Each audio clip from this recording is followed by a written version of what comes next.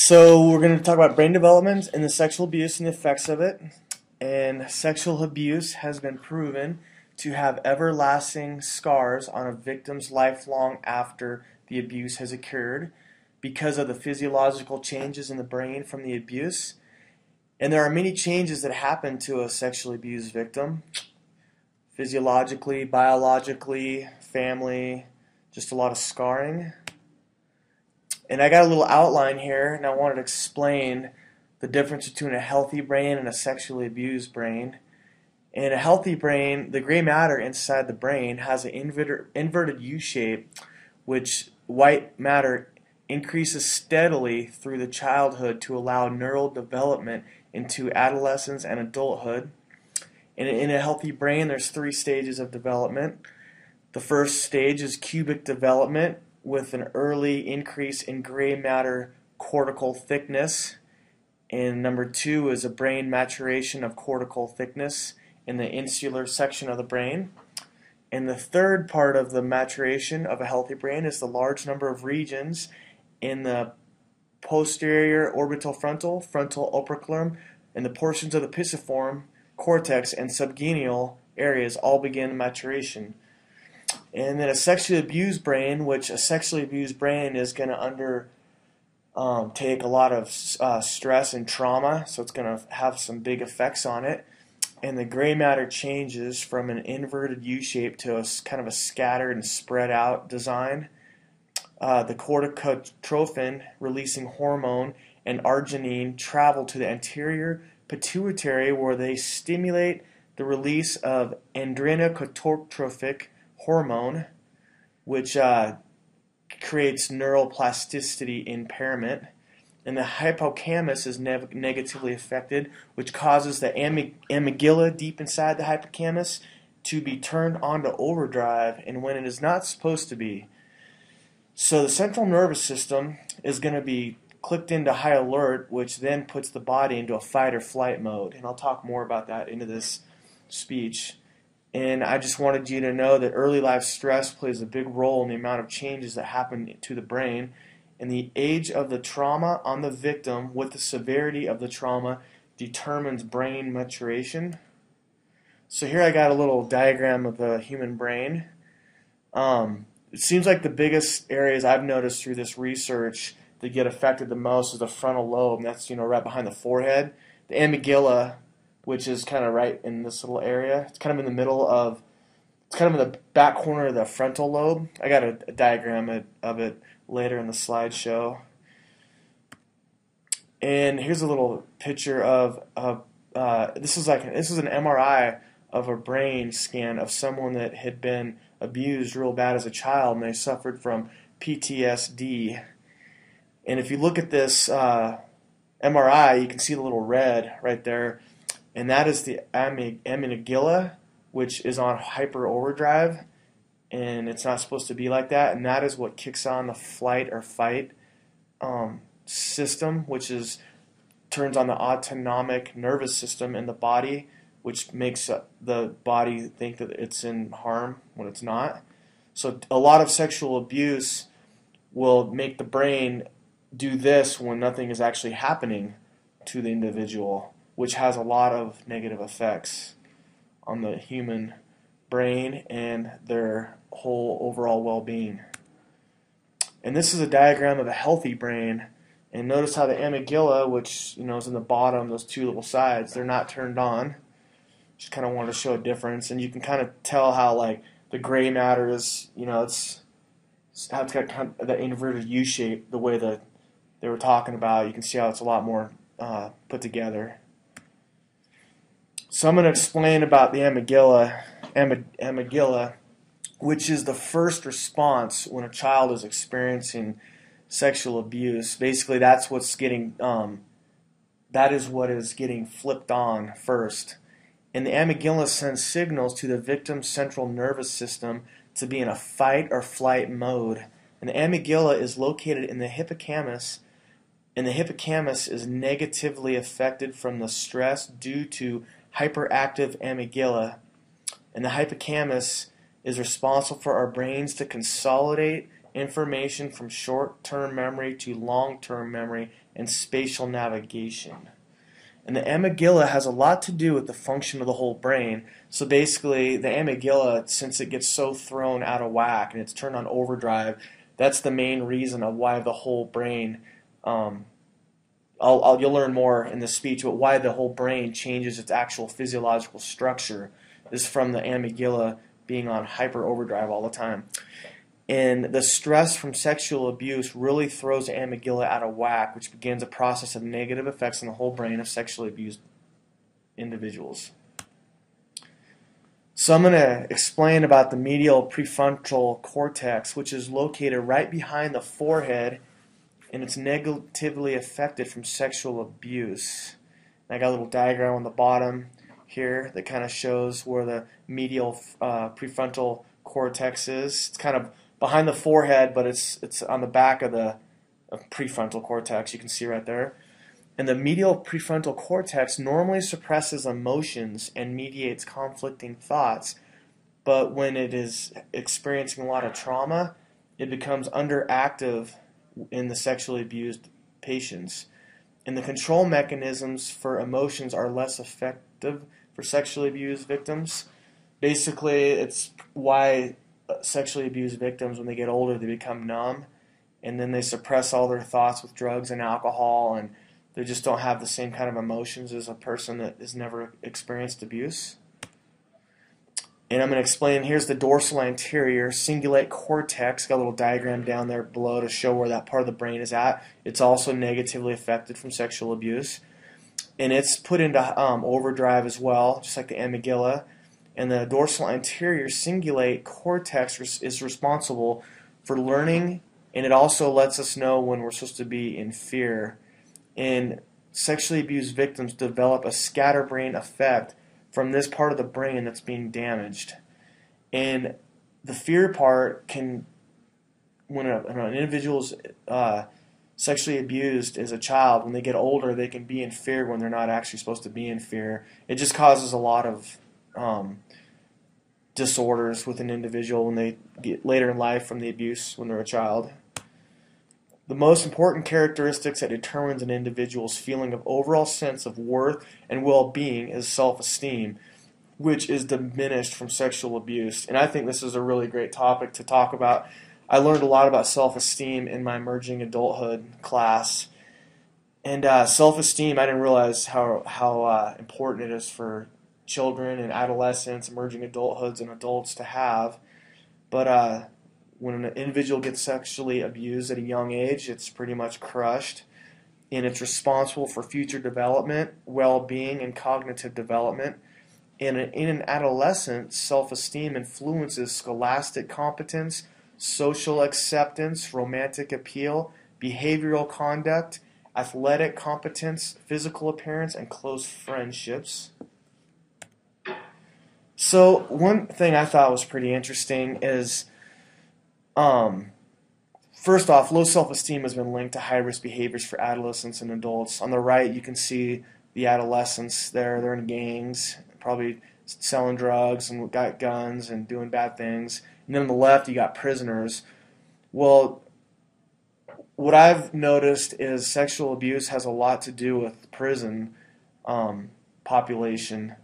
The prison population is greatly influenced from sexual abuse. Around 16% of inmates that are in prison for violent crimes were abused when they were children, and that's just what they know of.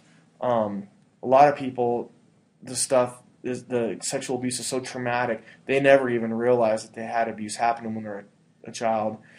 And there's also a population of sexual offenders that take up the space in the prisons too. And I couldn't find a percentage of it, but there's probably quite a few of them in there. And around 90% of juvenile sexual abuse, the victim is close to the offender through family, friend, or neighbor. So a lot of the times when people are getting abused, it's through someone that's really close to them, which is pretty sad. So we got victims of abuse. Abuse is children. They evolve into adults that lack many necessary necessities as a healthy adult. I put these pictures on there just to kind of prove,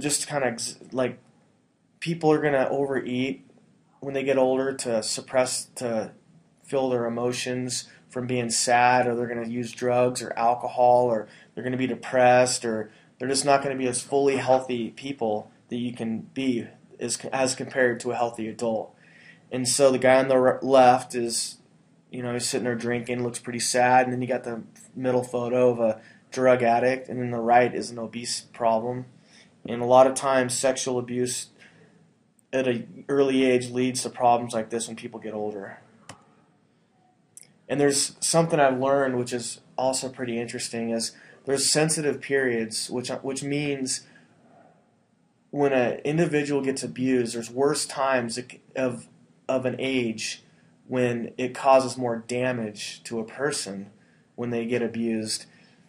And studies have proven that adult males who were sexually abused after the age of 12 were 10 times more likely to develop symptoms of PTSD. And females that were abused between the ages of 3 and 5 years old and 11 to 13 years old have more severe effects of when they get older of problems. And the abused female will have a similar hippocampal volume, which is a direct link to memory loss. And basically, they're going to have, men and women have pretty much the same, for the most part, changes in their brain, except women usually have a little more of an eating disorder as compared to men, and men usually have a little more of a drug and alcohol problem. So the flight or fight system in our bodies, this is really important to know. I learned about this in exercise physiology and human anatomy and physiology. This is pretty interesting stuff. The human body is designed to be able to regulate our bodies and minds in a homeostasis level unless we're in danger. Basically, our bodies are set up to keep us running in an optimum, healthy state of well-being to keep us going to where we're feeling good. But when we are in danger, the fight or flight system turns on, and I have a little diagram right there you can see. And the autonomic nervous system operates the internal organs, which is operated by the sympathetic nervous system and the parasympathetic nervous system. So basically the autonomic nervous system runs our whole internal structure, and that's made up of the parasympathetic and the sympathetic system. So the parasympathetic is the brain, basically, of the whole thing, and it tells the sympathetic system what to do. And so when the sympathetic system is responsible for the internal organs on what kind of response to place on them, flight or fight. So constant stress causes the parasympathetic system to not be able to do its job of maintenance of the body at rest. And so the parasympathetic system will send signals to the sympathetic system that is the control of the internal organs that the body is in trouble. And it causes raised heart rate.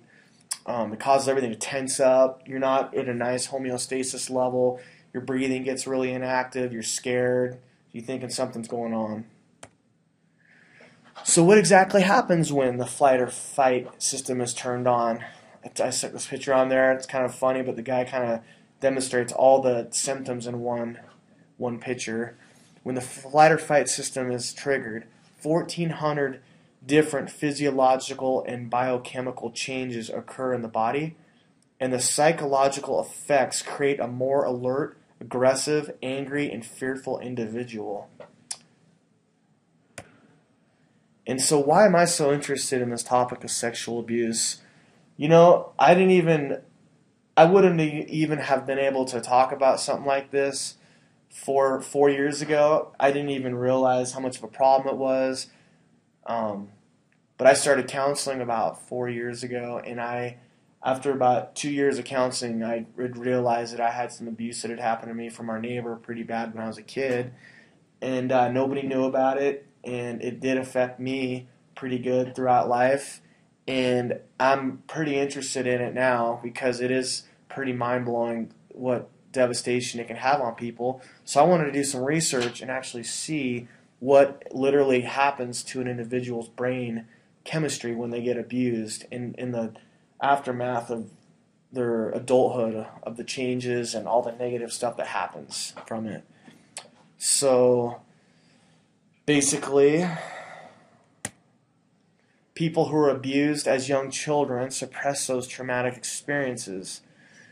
And sexual experience to a young child is too much for the child to process in their brain, so the experience becomes trapped in the victim's memory bank. It's pretty sad because it pretty much shatters the insides of a little child, and they go from being a happy, healthy, young, free child, free spirit, to they're pretty shattered on the insides, way deep down. A lot of people don't even know.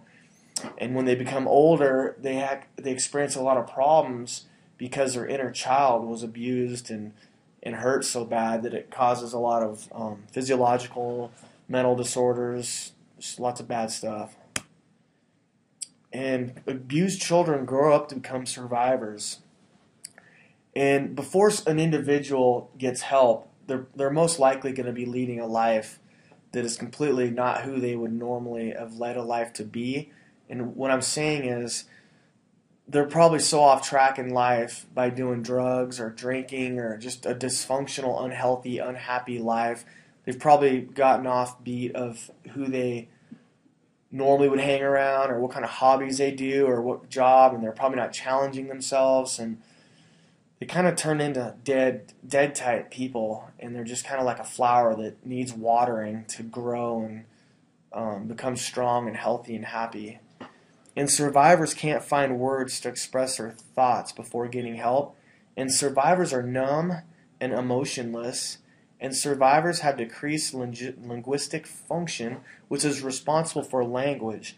And survivors' emotions are turned into concrete because of the amygdala being on overdrive. And short-term memory loss is very common with survivors, along with feeling frightened when the survivor is in no danger. And survivors are subconsciously reliving those traumatic abuse memories over and over and over in their brain. So that's one of the things that's the biggest effect that's negatively affecting a abused adult when they were abused as a child, is because their subconscious is constantly reliving that experience that hasn't been processed yet, which is causing the brain to do all kinds of crazy things. So trauma and the human's reactions.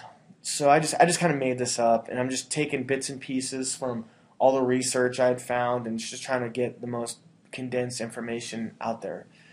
So the brain's main job during trauma is just to get the individual through the horrific event.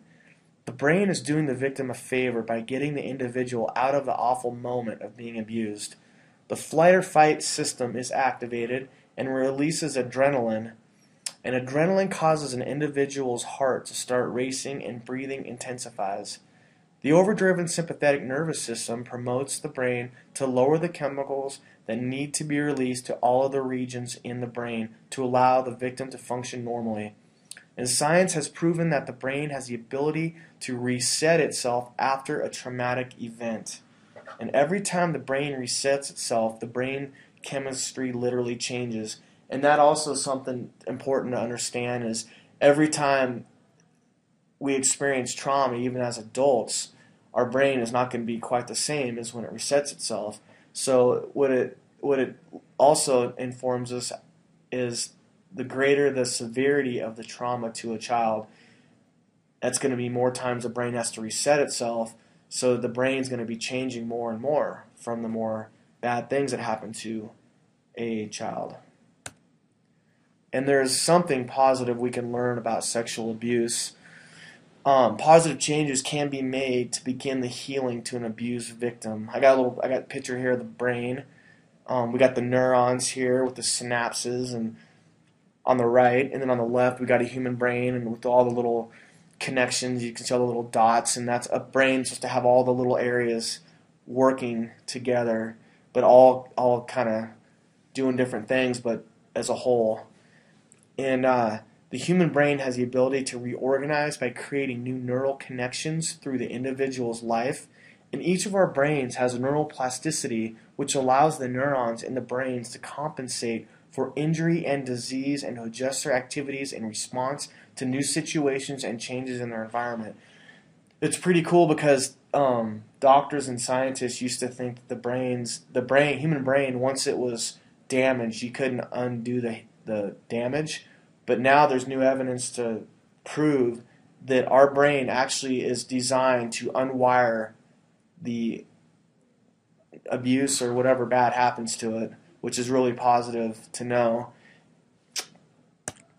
And sexually abused victims need help. And I got the little picture there on the right. I thought that was kind of neat because we have chakras in our body, and those are the chakras running down. And you want to have them all just flowing good, and the energy's flowing good, and everybody wants to be healthy and happy, no matter what people may say or think. But that's kind of the goal. Is most everyone's wanting to be healthy and happy, and people that have been abused, they need to begin that healing process, and it's very important. And I know from my experience, counseling is a really good start to start the healing process. And a complete change of lifestyle through nutrition, addictions, friends, job, everything is very important. Because before the counseling had started, most likely the victim had lived a life of hanging out with people they normally wouldn't have, doing jobs they probably wouldn't have been happy doing, getting drunk more often than they would have, or doing drugs, or just trying to get out of the moment, all the unhealthy stuff. And it's good to stay active because depression is associated with sexual abuse, and the endorphins will become elevated and will decrease depression in an abused individual. And EMDR therapy has been proven to help sexual abuse victims, and I've done EMDR therapy quite a few times. And it is actually really great, and it's helped me quite a bit. And what you do is you have to hang on these little things you put in each hand, and it kind of does a little vibrating. And my counselor will have a little box, and she'll kind of turn them up. And it's just what it's doing is it's stimulating the right and left side of your body, and you're reprocessing the memories that had messed you up so bad from when you were younger. You're reliving and trying to remember those experiences while you're holding on to those little EMDR devices, and it's supposed to help break the trapped emotions up and release it.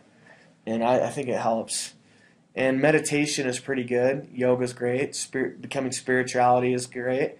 And support groups are good. And friends that are all beneficial. Friends are beneficial too. And more people need to get involved and work towards ending child abuse.